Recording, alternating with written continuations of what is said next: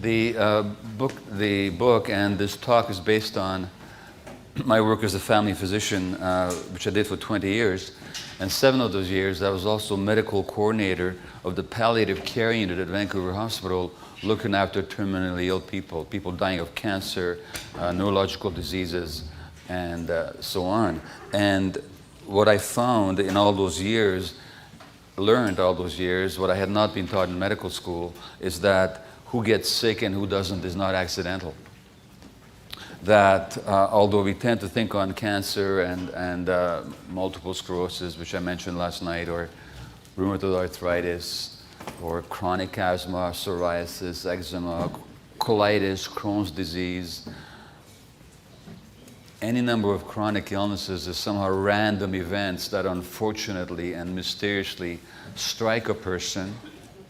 And occasionally we think that we can explain the cause by the life style of the individual, like smoking, of course, and its connection to lung cancer. But other than that, we think that these diseases are either mysterious and unexplainable misfortunes, or they are caused by people's genes. And what I found that quite on the contrary, that who got sick and who didn't wasn't random, and that there were certain identifiable patterns, certain personality traits and behavior, ways of behaving that people unwittingly, without knowing it, unintentionally, but they brought the disease on themselves. And that wasn't their fault. They didn't know what they were doing, as you will see. But since we're talking about caregivers, and let me tell you one little fact that, and since the book was published, which is about 10 years ago now, I think, or 9 years ago, there's been so much more evidence tending in the same direction.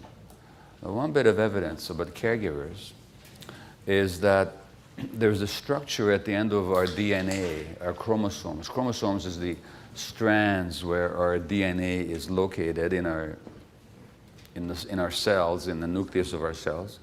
And these strands of chromosomes have at the end a structure called a telomere. A telomere is like the glue at the end of my shoelace to keep the strands from fraying, to keep it together. When we're born, our telomeres are a certain length. And as we get older, gradually, they shorten as we age.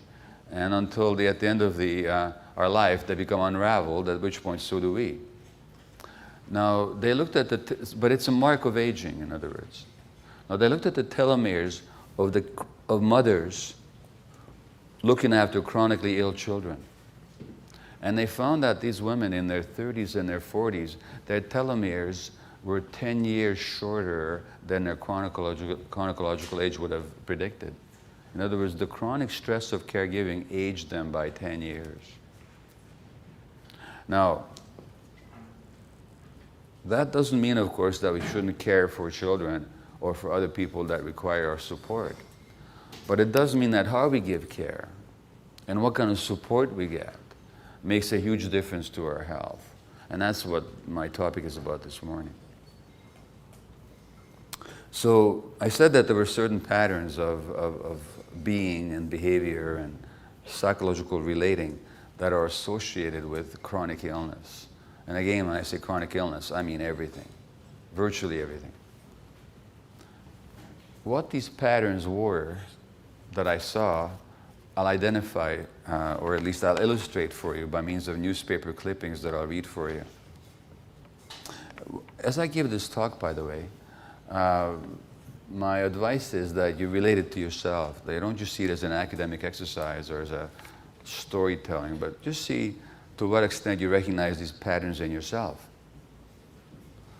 So the first clipping here is by a woman who writes the article herself. These are all from the Globe and Mail. And she's diagnosed with breast cancer. Her name is Donna.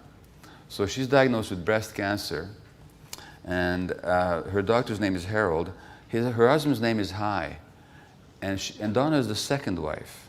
The first wife died of breast cancer. Now Donna, the second wife, is diagnosed with it.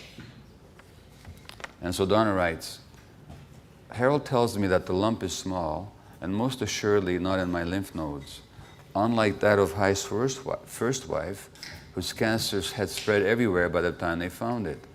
You're not going to die, he reassures me. But I'm worried about Hai, I say. I won't have the strength to support him. And what do you notice? Her first and automatic thought is, how can I support my husband emotionally as I'm dealing with a potentially fatal illness? So this compulsive and automatic concern for the needs of others while ignoring your own is a major risk factor for chronic illness.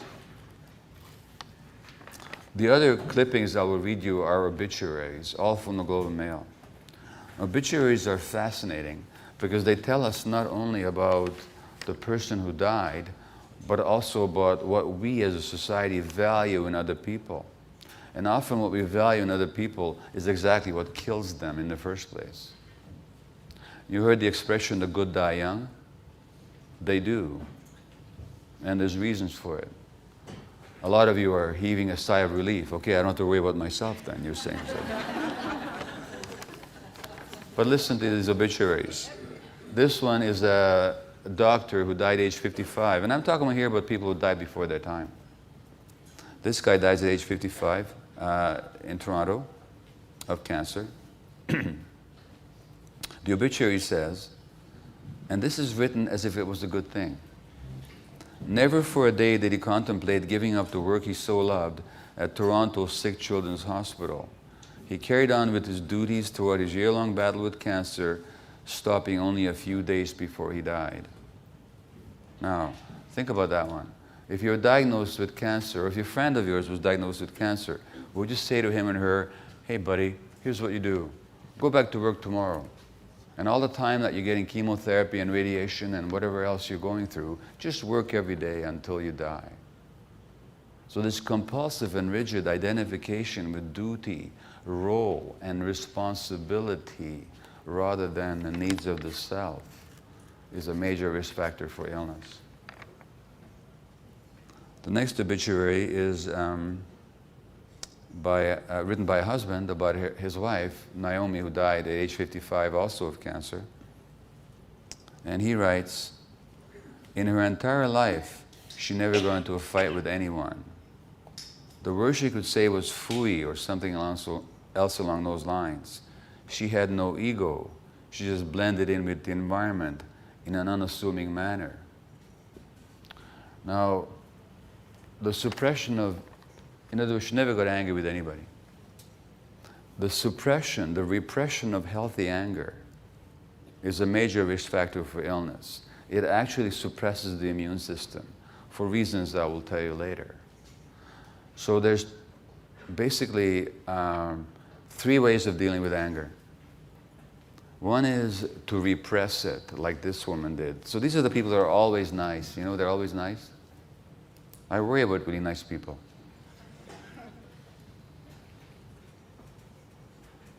The other way is to give in to it and to act it out, to go into rages. That's also unhealthy. The repression of anger leads to autoimmune disease and cancer. When you're raging all the time, that increases your risk of heart disease and strokes.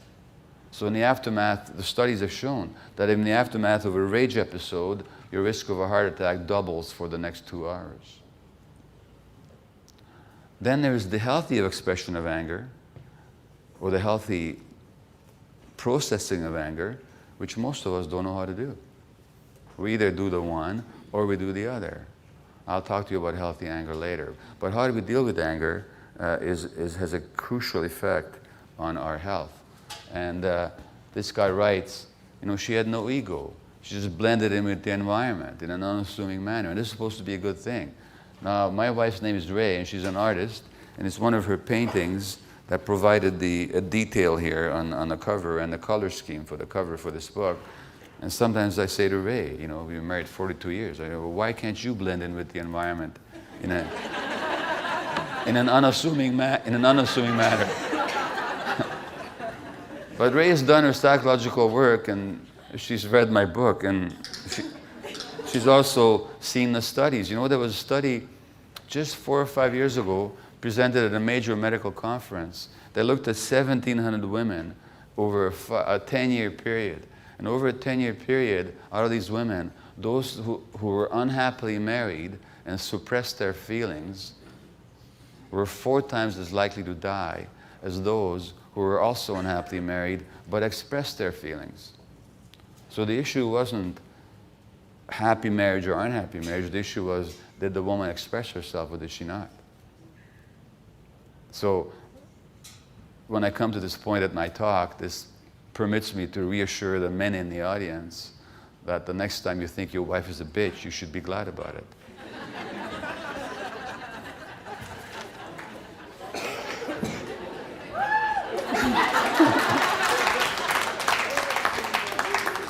Now, I'll read you one more of these. I'll read you a couple more of these obituaries. This is a mother in Calgary who died in her early 50s, again, cancer. Just look at this. A master at multitasking, she juggled several hockey practices, school board, orchestra, and other extracurricular activities. June 2005 brought terrible news to this mother of three, by now president of the Parents' Council at Western Canada College. Emergency surgery revealed metastatic cancer. She refused the cloak of illness. She did not give up on any of her roles. You know, she had all these roles, and they were more important than who she was. She even continued her 5 a.m. bicycle trips around the nearby reservoir. Now imagine that when you're getting chemotherapy. She enrolled in a life coaching course, and upon graduation from the Adler School, she initiated Living Out Loud, a group for women with cancer. That's very typical of people who get chronic disease. And finally, another physician who dies of cancer, and again how the obituary writes something that's clearly, when we look at it, is self-destructive, but the person didn't realize it, and neither does the individual who writes the obituary. Sidney and his mother had an incredibly special relationship, a bond that was apparent in all aspects of their lives until her death. As a married man with young children, Sidney made a point to have dinner with his parents every day, as his wife Rosalind and their 4 kids waited for him at home. Sidney would walk in, greeted by yet another dinner to eat and to enjoy. Never wanting to disappoint either woman in his life, Sidney kept eating 2 dinners a day for years until gradual weight gain began to raise suspicions. Okay? So that this poor man suffered under the belief that, number one, he was responsible how everybody else felt, and number two, he must never disappoint anybody. So he actually couldn't say to his mother, you know, Mom, I got amazing news. I got 4 kids. And I'm going to have dinner with them most of the time. Nor could he say to his wife, you know, Rosalind, I'm very close with my mom. She needs my support. So once or twice a week, I'm going to have dinner with her. He just tried to please everybody all the time. And this need to please everybody all the time, it'll kill you. And for reasons I will tell you. And these reasons are not psychological. They're physiological. They have to do with the body, the immune system, and everything else. You can't separate the mind from the body. And the problem with my profession, the medical profession, is that we make 2 separations that are actually, in life, impossible to make. One is that we separate the mind from the body.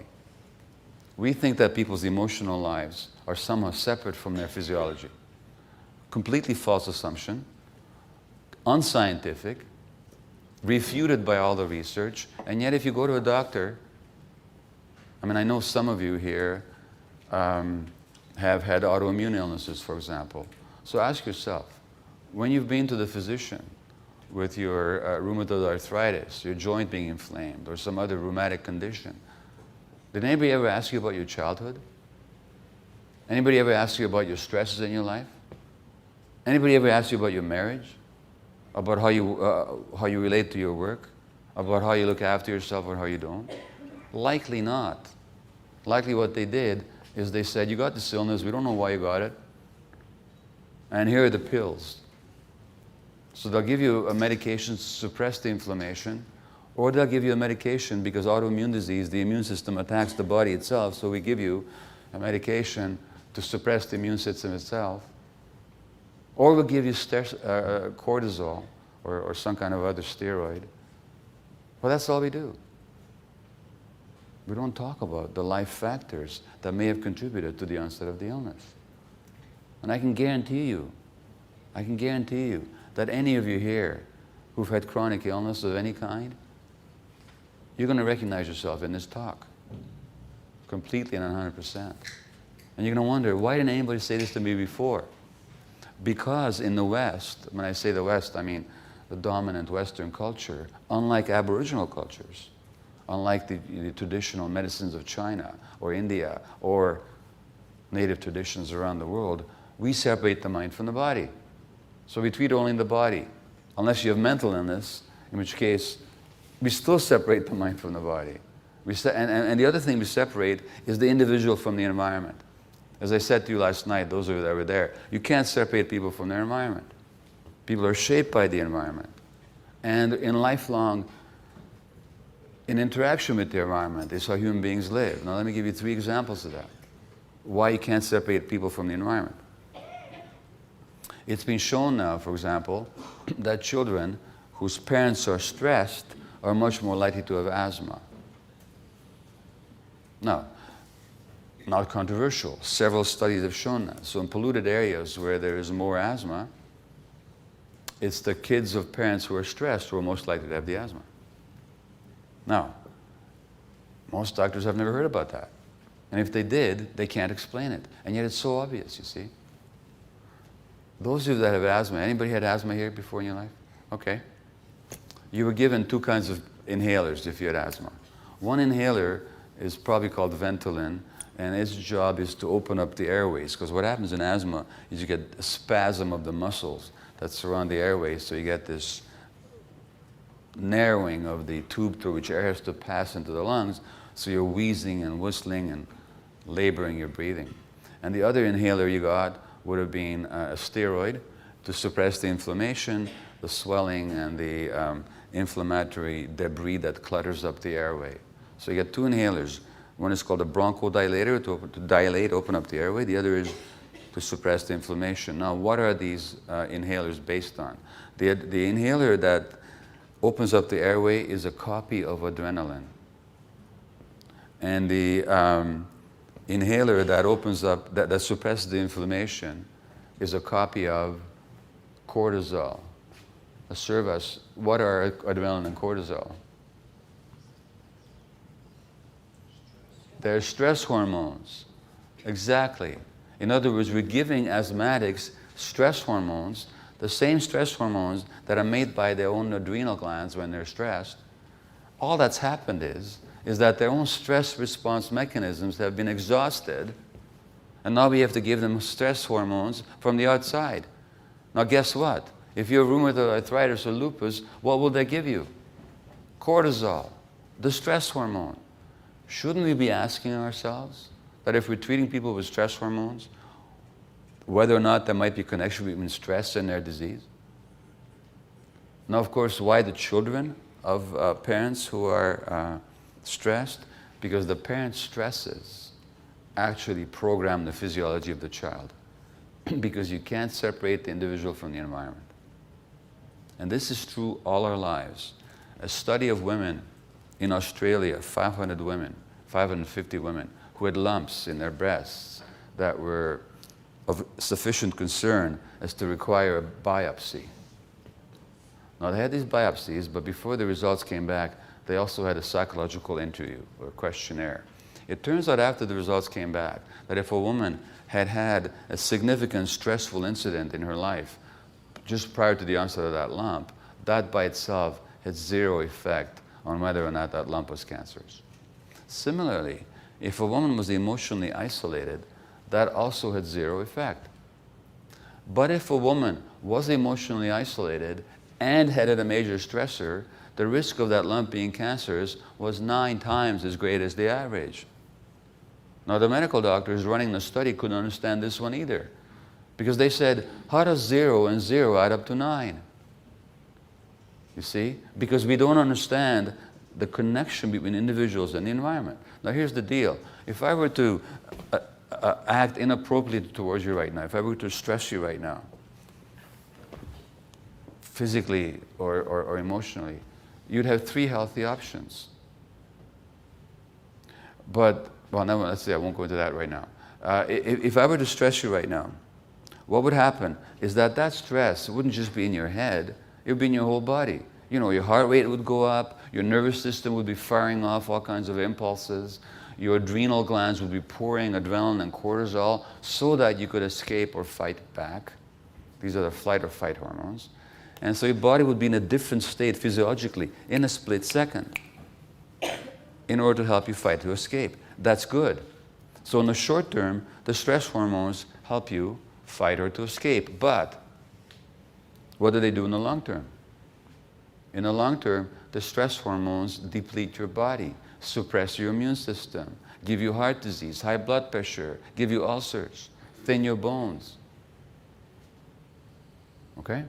Now, what would happen if you were stressed, something happened that was stressful to you, and you're sitting there all upset about it, and your body is in a state of imbalance and upset, but somebody that you trust came along and said, hey friend, I see that you're not feeling well, I see that you're upset, puts a hand on your shoulder and says, hey, do you want to talk about it? Now, what would happen to your body right away? Yes, it would relax. You'd take a deep breath. Your brain would get oxygen. You'd start thinking more clearly. Your heart rate would slow down. Your blood pressure diminish. The stress hormones abate in your system. And you go back into a healthy balance. All because somebody said, hey, buddy, do you want to talk about it? Those women that had been stressed but were emotionally alone, the stress hormone acted on their system for months. That's why they were more likely to get cancer. It's really straightforward. In other words, again, the physiology of one individual can't be separated from the psychological and social environment. And finally, at the end of life, a study in a major medical journal a few years ago showed that amongst elderly couples, when one of them is hospitalized, what do you suppose happens to the other one? They get sick. In other words, the risk of illness goes up in the other one when the one is hospitalized. Why? Because our immune systems are not isolated from our psychological, emotional, social relationships. You can't separate the mind from the body, and you can't separate the individual from the environment. So how this works, I'll tell you in a few minutes, but I'll just illustrate it with a disease I'm quite interested in because, again, medical science says we don't know the cause of it, and I think that it's only because we're not looking. And I'm talking about a rare condition called ALS, amyotrophic lateral sclerosis, which is a degenerative condition of the nervous system that leaves you very rapidly completely paralyzed. Your mind is intact, but your body's paralyzed, and in the end you can't breathe, and you die of respiratory failure. And right now, there's a court case with somebody with ALS who wants the right to medical suicide. And you remember Sue Rodriguez in Victoria who went through the same thing, and her case was rejected in the Supreme Court. So it's a very dire disease, and it carries a terrible prognosis, and most people who get it are dead within a few years. And it strikes otherwise healthy people. So a woman came to me for a second opinion about 12 years ago now, actually referred to me by my friend Gordon Neufeld, psychologist. And her story was that she'd been diagnosed with ALS by one of the leading experts in the condition in British Columbia, or in the world actually. But she didn't want to accept the diagnosis. She wanted me to tell her that it was only stress. Well, it was ALS, but it was also stress. Her story was that she was a teacher and a vice principal at an elementary school in lower mainland of BC, in Richmond. And she found at a certain point that she could no longer hold the pen in her hands because her fingers just wouldn't obey her brain's commands. she also began to experience difficulty walking. Now you would think if that occurred to you, you would very urgently seek a medical opinion. Not her. What she did is she'd get up for months. She would get up at 5:30 every morning, slowly get herself dressed, of course, because her fingers would have trouble buttoning or pulling zippers. She'd drive herself to school, walk into school at 7:30 with her troubled gait. She would clutch the chalk in her clenched fist and painstakingly scrawl the day's lesson on the board for the students. Teach the whole day, go home, stay up late at night to prepare the next day's lesson. Everything was slow for her, you see. And next morning, get up at 5:30. And she did that until she could no longer walk. Now, or barely. Now, is she alone in this? Not at all. Everybody I've ever looked at with ALS has got exactly the same personality and the same behavior pattern, without exception. Without any exception. Doesn't matter who I interviewed or read about. In writing this book, I also looked at the medical literature.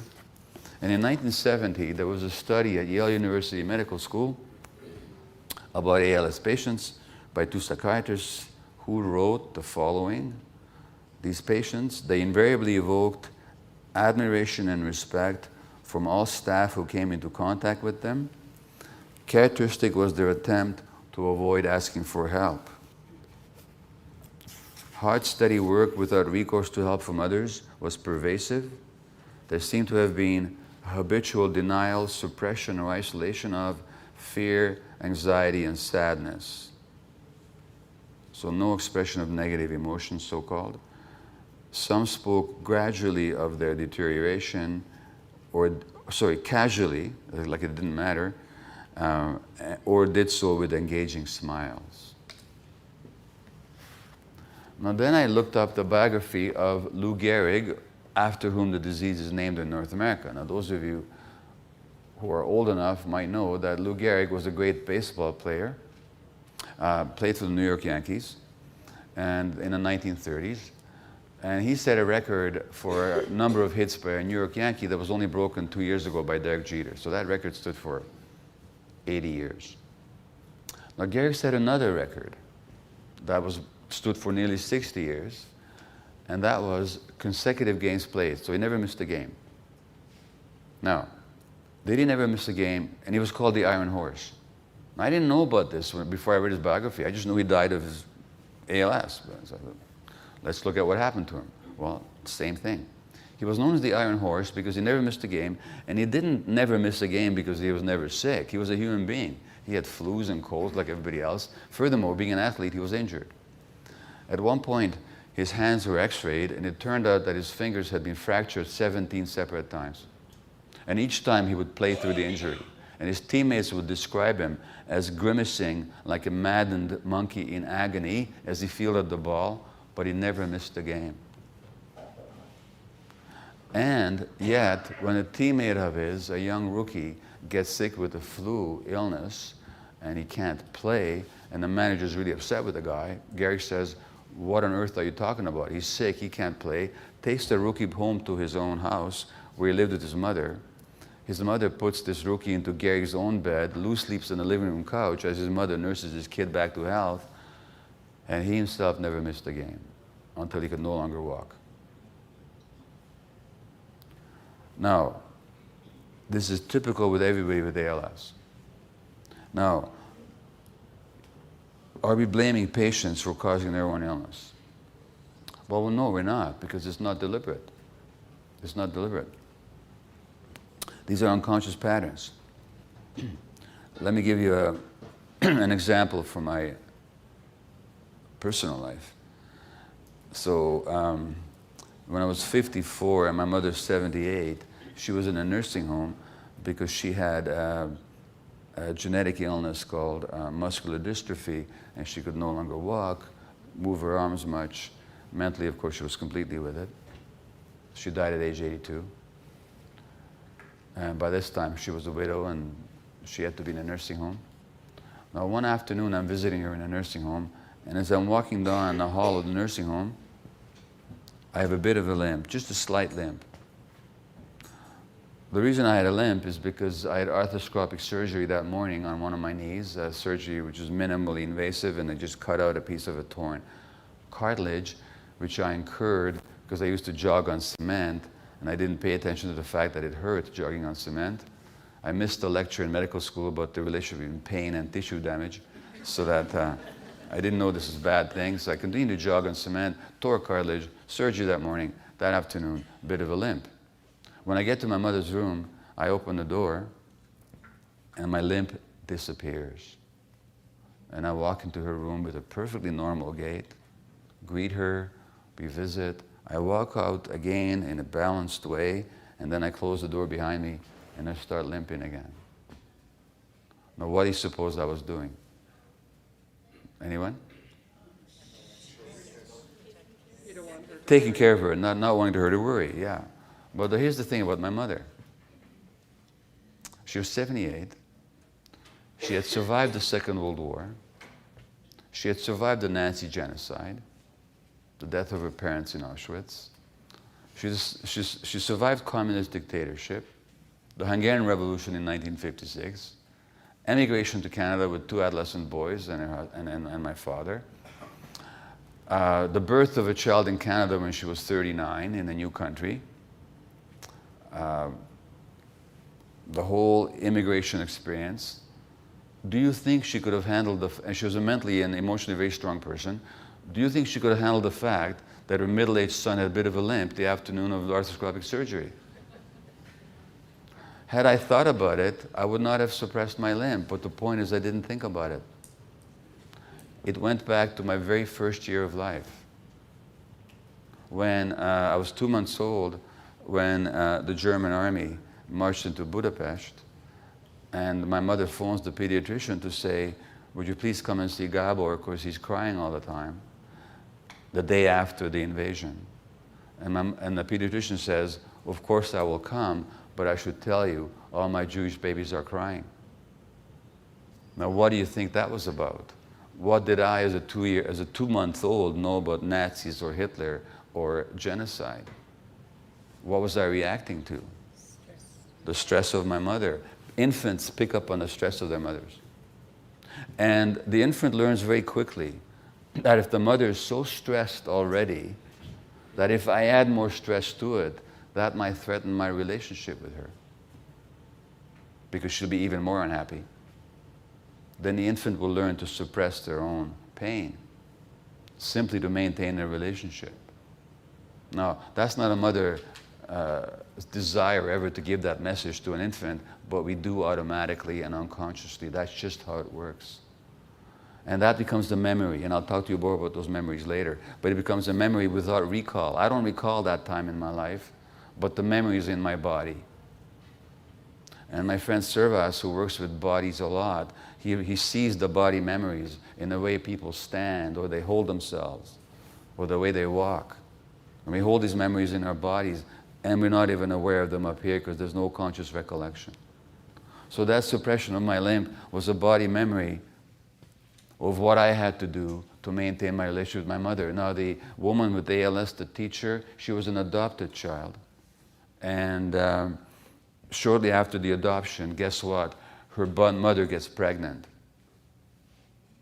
And the biological child was the mother's center of attention. And the adopted child, from her early age on, learned, or at least perceived, that she wasn't loved and accepted and celebrated like the biological child was, and hence she worked to make herself lovable. And how do you work to make yourself lovable? By suppressing your own feelings, by always being nice, by always taking care, and always ignoring your own needs. And it was purely unconscious.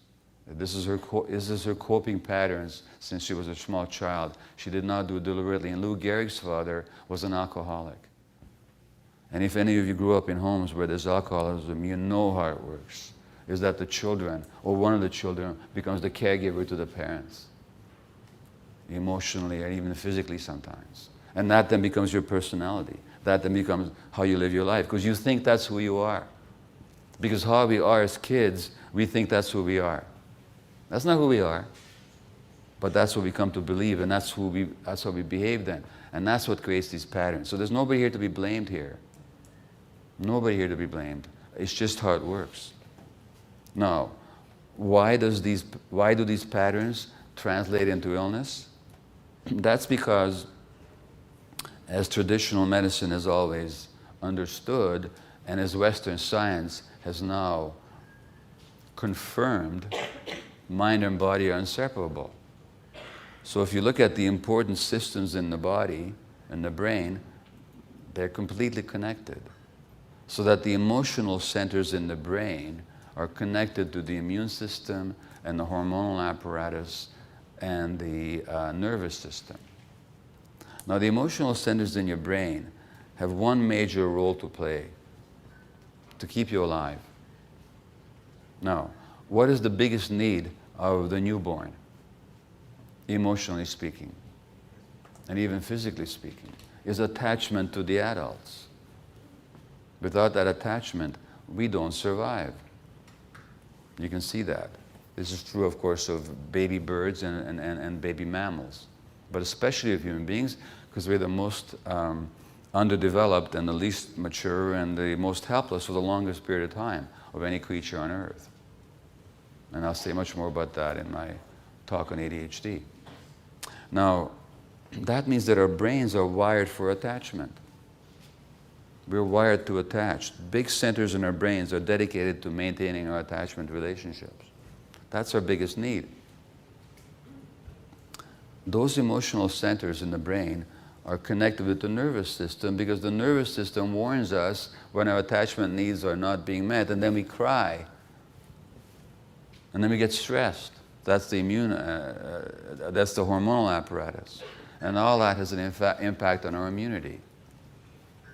Because it turns out that all these systems, the hormonal apparatus, the immune system, nervous system, and the emotional centers in the brain, are connected by the nervous system into one giant electrical grid. Fibers of the nervous system connect them all together.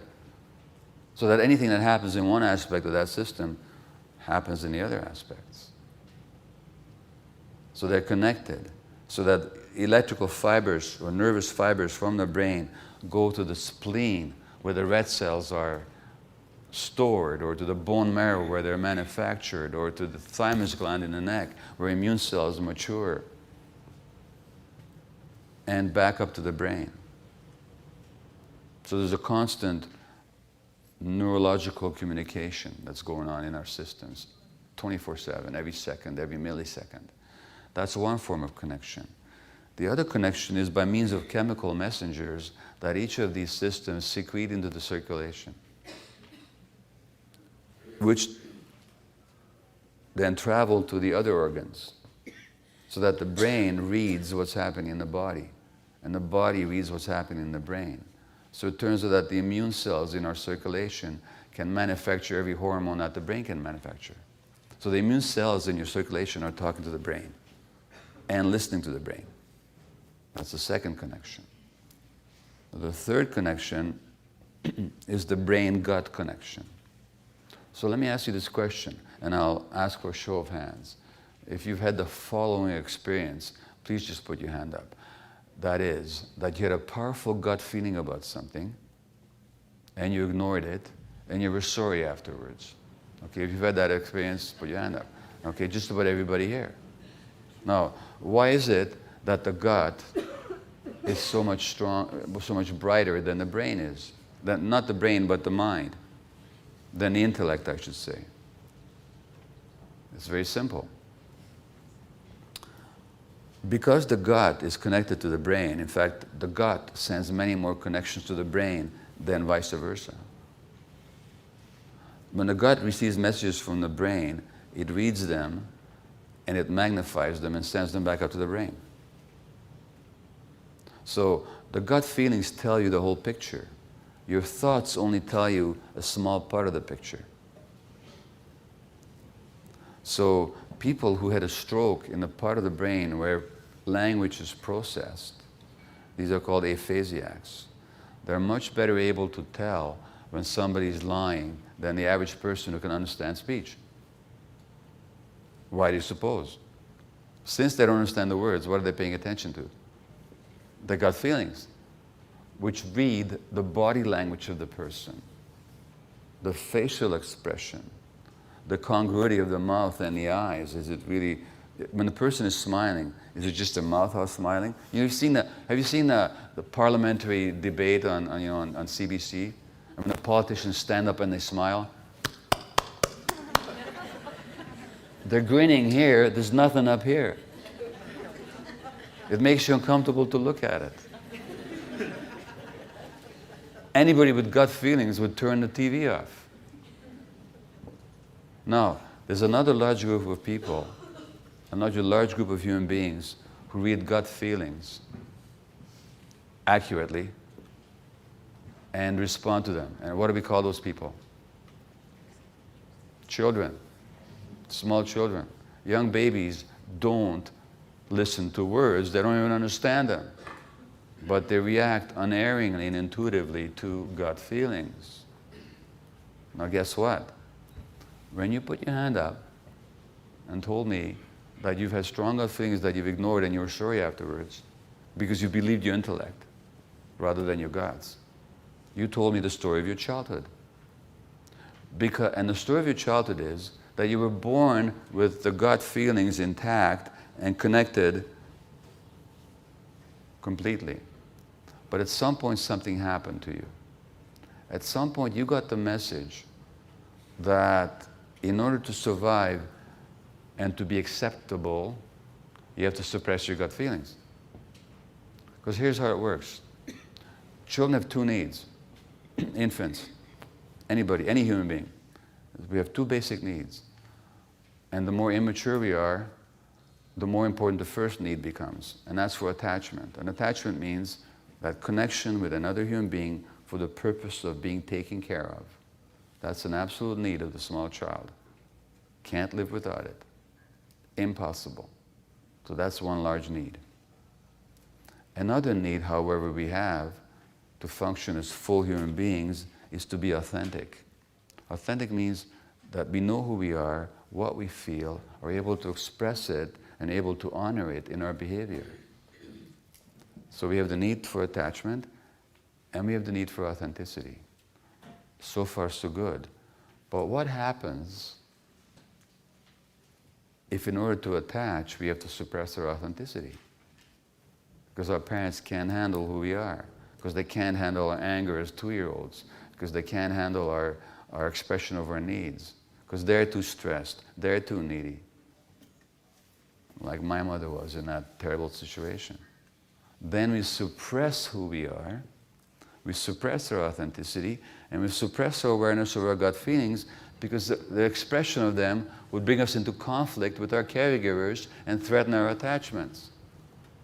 And so our problem as adults is that a lot of our behaviors are still coming out of our need to attach. So we're still behaving like little kids who need to attach and need to be liked and need to be accepted and approved of at the expense of our authenticity.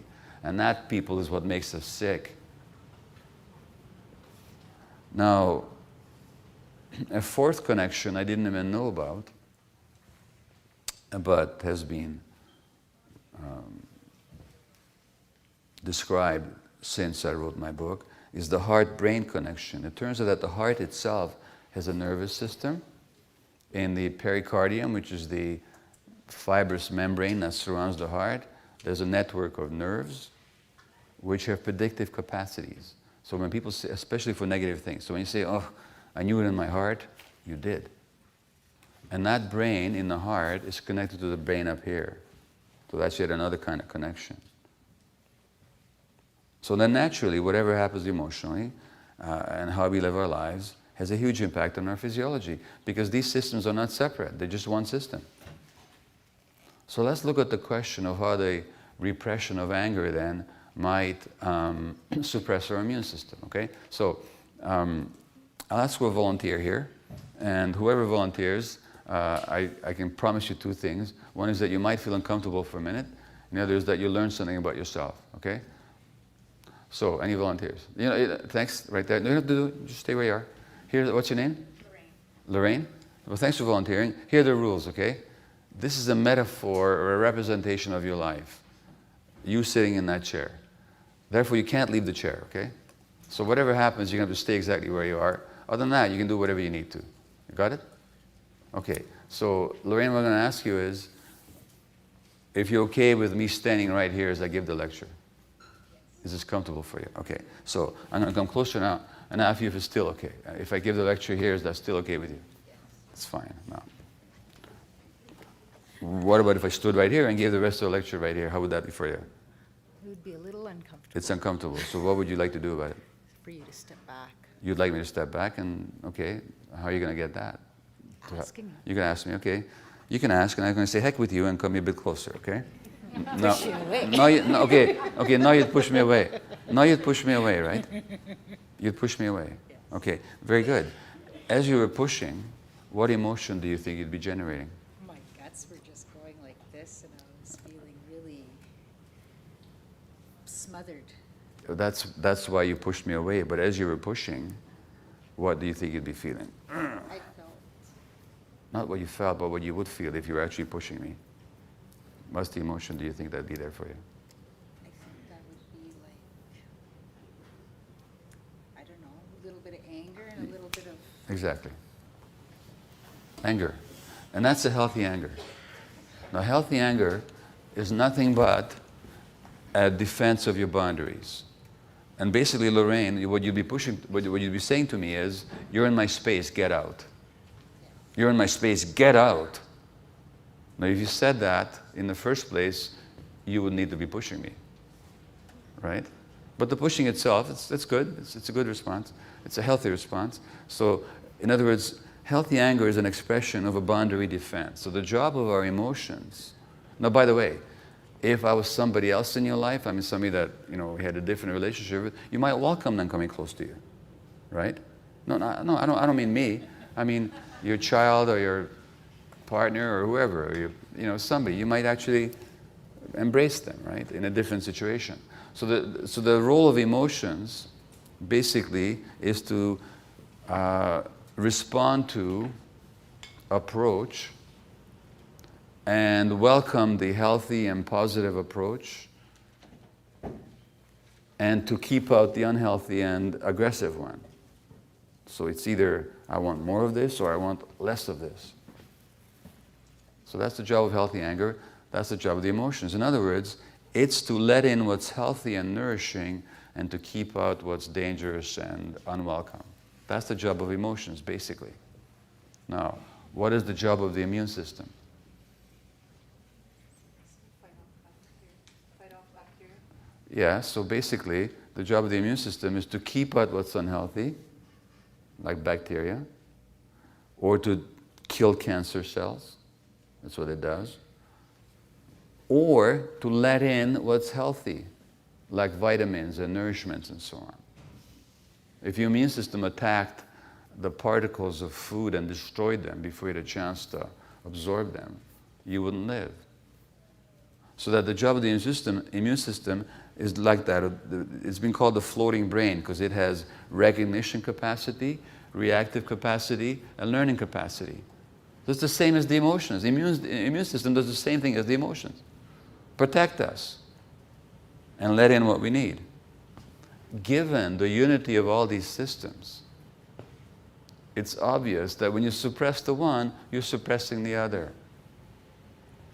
And that's why people that suppress anger, they have diminished activity of their immune system, as has been shown in studies. Or what happens is that the immune system gets so confused because our emotions are confused that it turns against ourselves.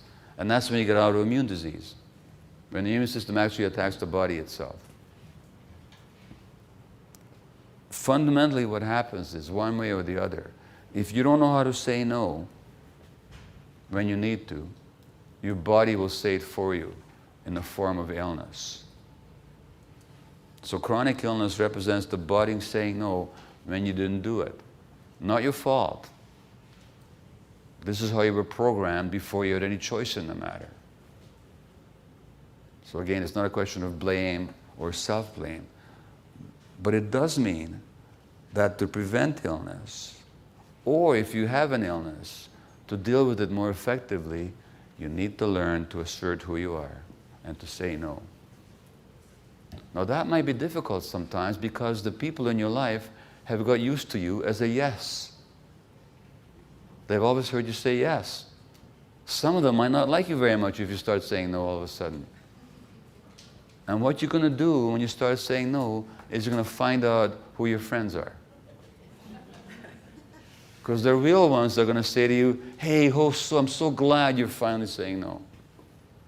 And the ones that were simply there because you're constantly available for them are going to, oh, what happened to her or him? That's it. But so it'll create some conflict which will trigger all your fears about attachment. So you're going to have to learn that you are more important than your attachments. That wasn't true when you were a kid, but it's true as an adult. I'm going to finish with one story, and then we'll take questions and do a couple of little exercises for you. Gilda Radner, you might remember her as a comedian on Saturday Night Live. And she died of ovarian cancer. And I didn't know anything about her life, but I read her biography because I knew she died of cancer. And guess what? It's the same story over again. So Gilda Radner was a very unhappy child, and she was overweight as a child. And she was thin as an adult because she was bulimic.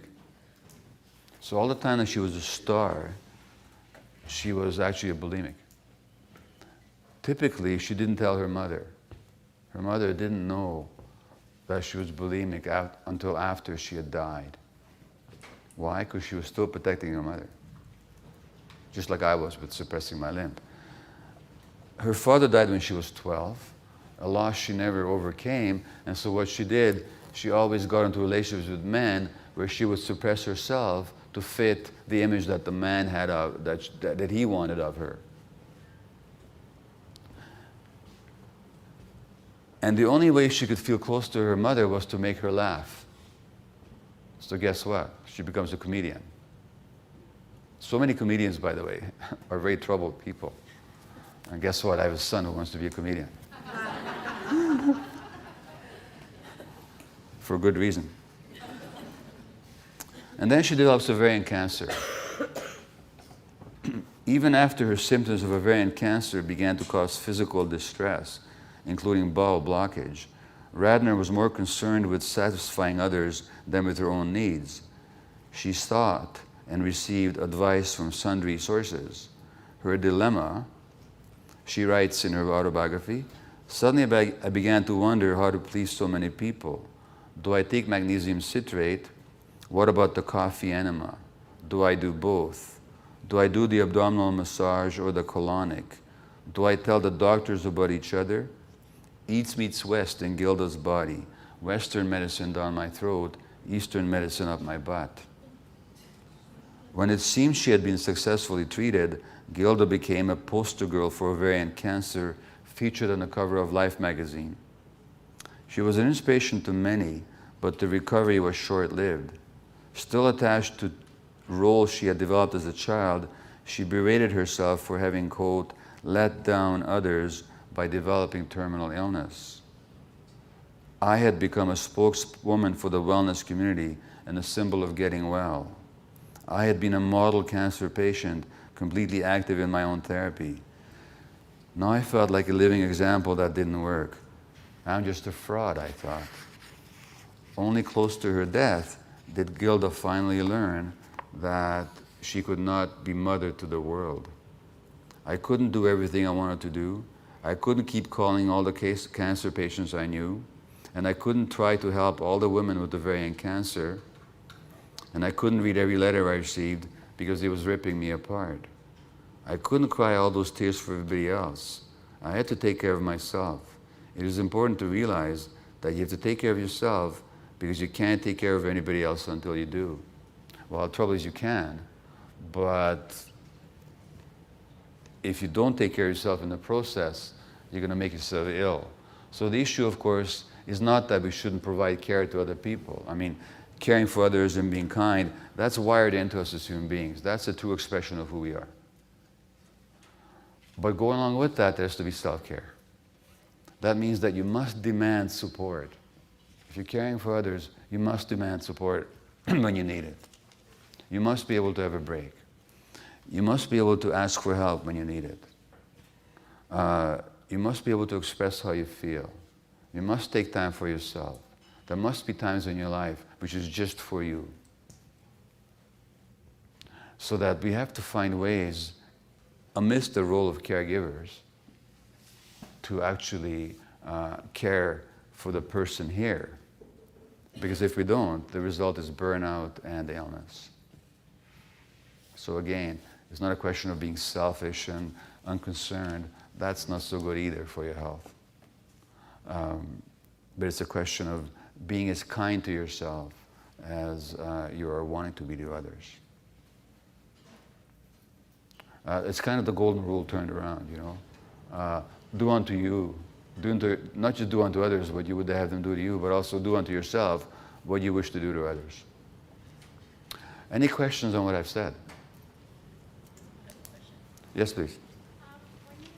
When you were talking about how you have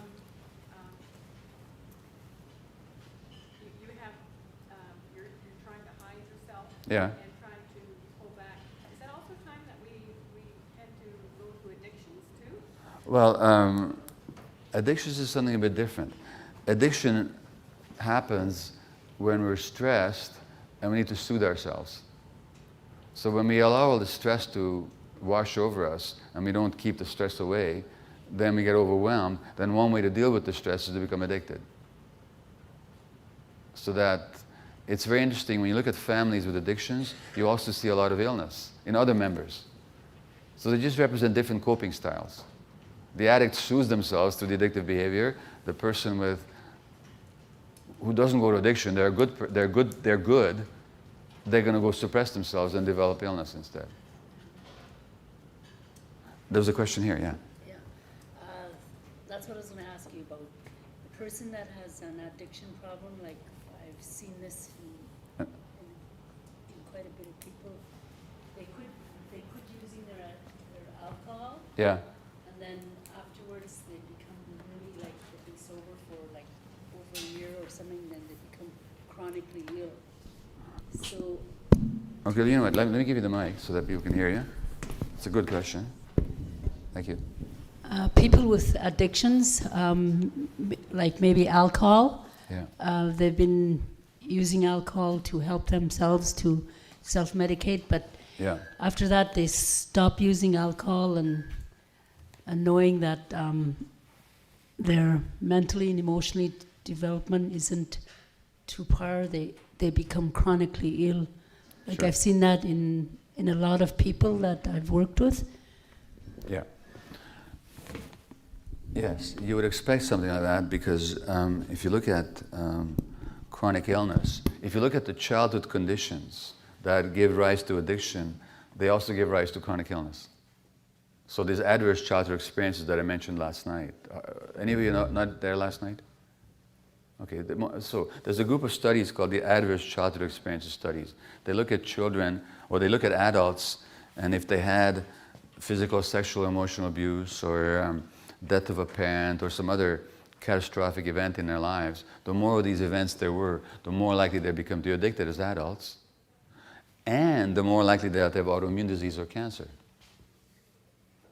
So when people stop soothing themselves with the alcohol, but they're not dealing with the stresses, then, as you say, they're not dealing with the emotional stuff, then the illness will show up. That would not be, not to mention that alcohol itself promotes a certain kind of cancer. Other questions on what I've said? Yes. Okay, yeah, so I'll just get you folks with questions to speak into the mic, and that way everybody can hear you. I was just curious, when you had mentioned about not limping going into your mother's room. About what? When you had mentioned Yeah. about not limping going into your mother's room, you know, Yeah. there's other theories about birth order, Yeah, and you're the oldest yeah. in the family. I mean, can you isolate things I off, or think is it birth just order all- is, you know, I've seen this chronic caregiver pattern. I've seen it at every birth order possible. It's not automatically a firstborn phenomena. I mean, sometimes it's the second child who becomes the good kid because, like with my two boys, with the first son, we had a lot of conflict because we weren't very adept parents. So the second son pulls in and suppresses themselves more as a way of, I don't want that hassle, I don't want all that conflict. So he becomes the peacemaker. And so it can happen at any point. So birth order does have an impact, but so many other factors play into it, so that I wouldn't isolate that one. There's another question somewhere else? I should be loud enough, actually. Yeah, you are, yeah. I was just wondering, you mentioned bulimia. Yeah. I was wondering, can you elaborate on that? Is it addiction? What is that? Bulimia is a form of addiction.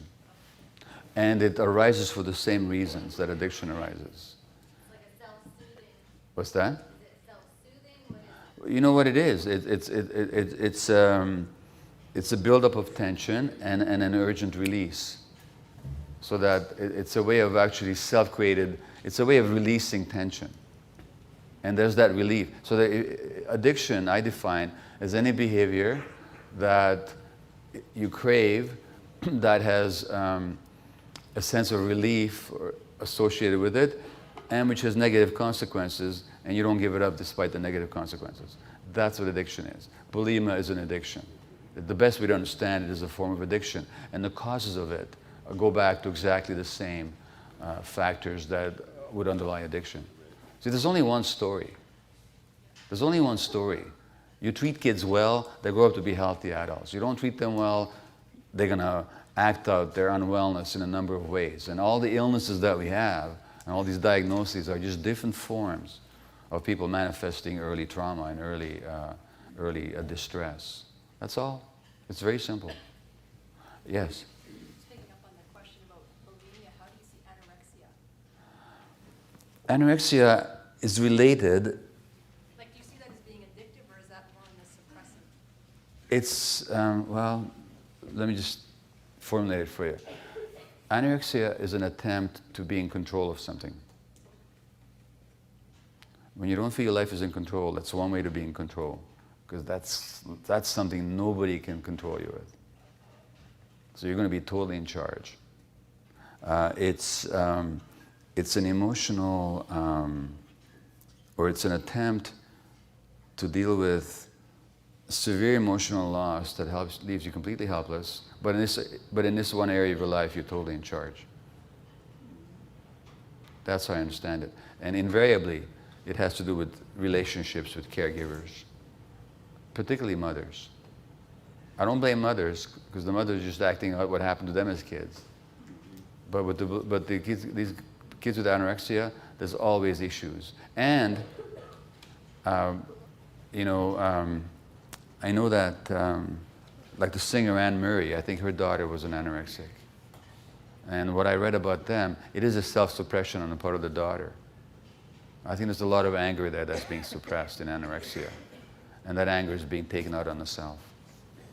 That's how I understand it. There was a hand somewhere else? Yes, please. What do you think about the idea of somebody getting cancer if they've experienced repeated physical traumas that have been accidental?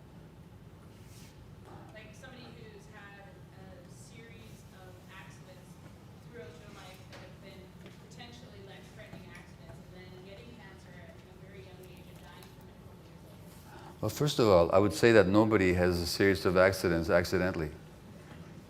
Okay, So that, for example,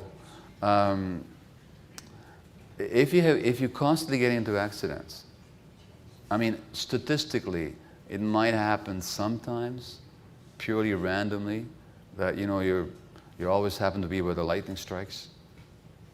But overall, people that are accident prone, it doesn't come from the outside. There's something about them where they ignore risk. or they're unaware of their environment, or something.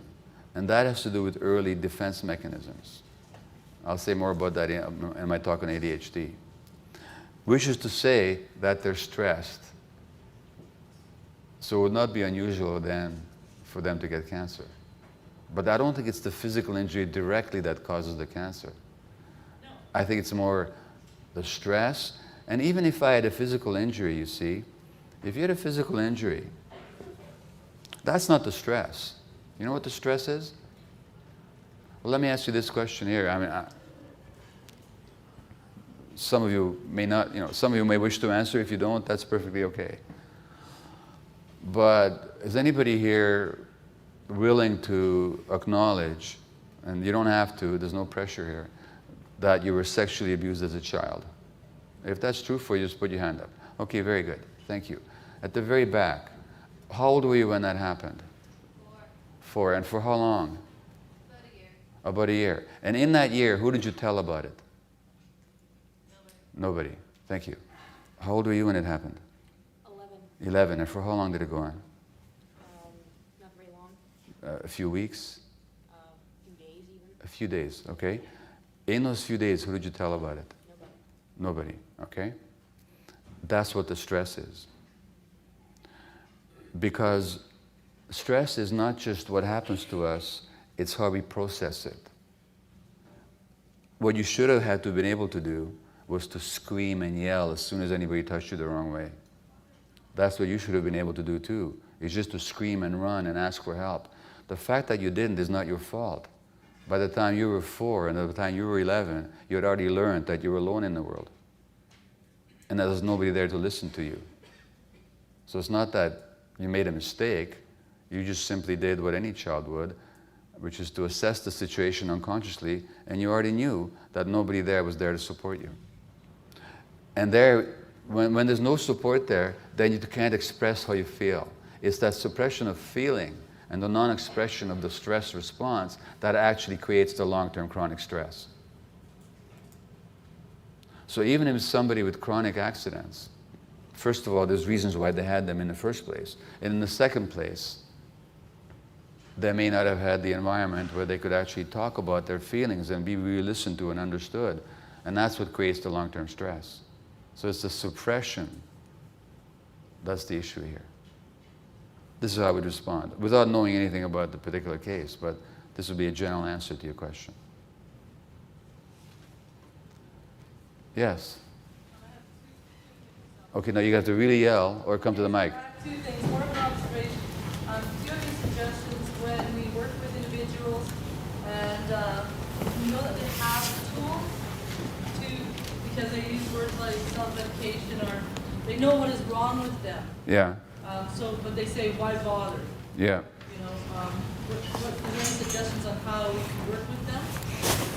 And Yeah? Yeah. Well, first of all, let me ask you a question, all of you. How many of you, just again ask with a show of hands, how many of you made New Year's resolutions this year? How many of you made New Year's resolutions? Can I see the hands? How many of you still kept them? Okay.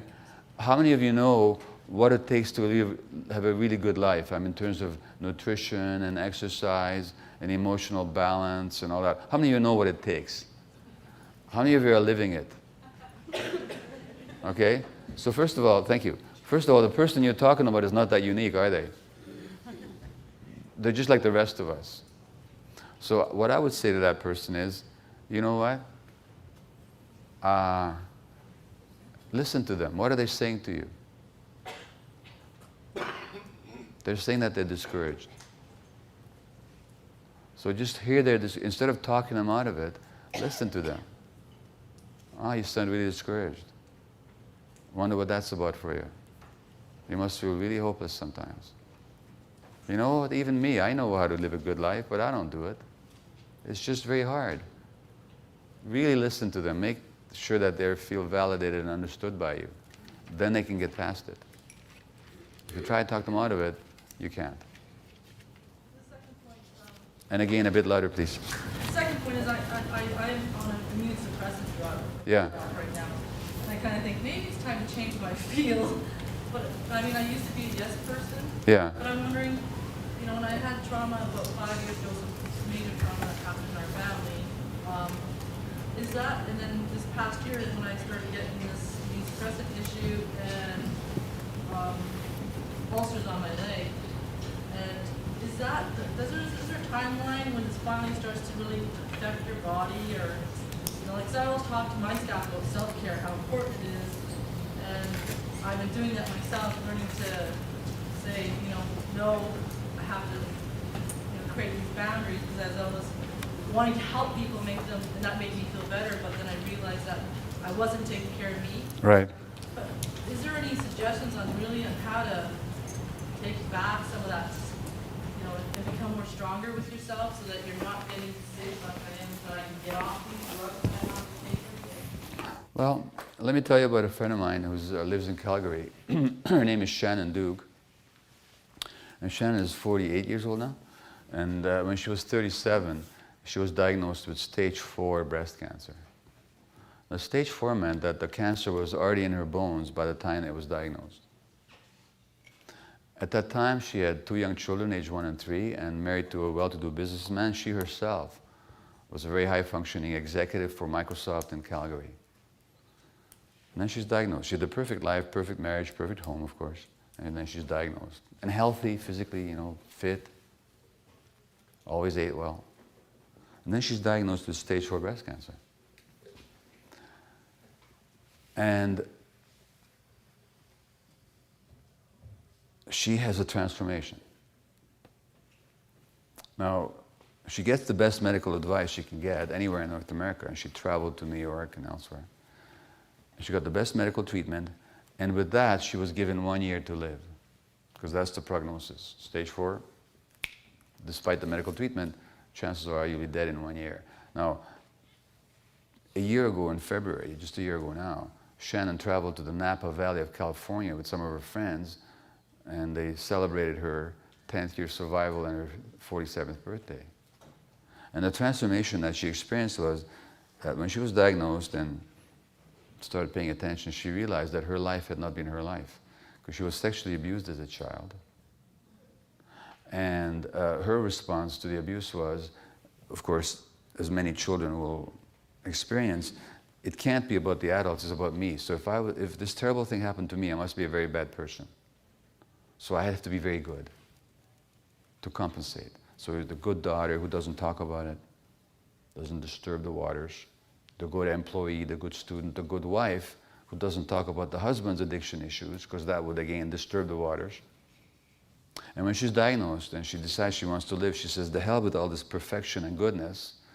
And she confronts her family of origin about the abuse that she had endured, and she confronts her husband. And she starts living authentic. And she leaves the job, by the way, which wasn't her. Wasn't really expressing who she was. Now, 11 years later, the cancer is still in her bones, but it's completely inactive. But she knows that